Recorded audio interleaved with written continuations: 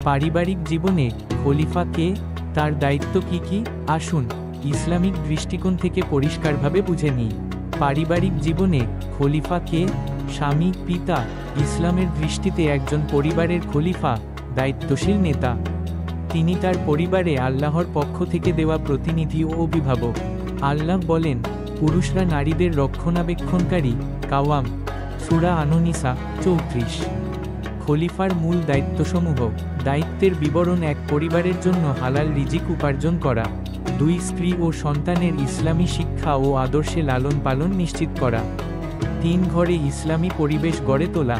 4 সঠিক সিদ্ধান্ত গ্রহণে ন্যায়বিচার করা। 5 পরিবারে ভালোবাসা, ধৈর্য ও সহানুভূতি বজায় রাখা। 6 স্ত্রী ও সন্তানের পর্দা, চরিত্র ও দায়িত্ব সম্পর্কে সচেতন থাকা।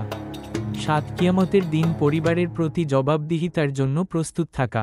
হাদিস: রাসূল বলেন, তোমাদের প্রত্যেকে দায়িত্বশীল এবং প্রত্যেকের কাছেই তার দায়িত্ব সম্পর্কে জিজ্ঞেস করা হবে। সহিহ বুখারী ও মুসলিম।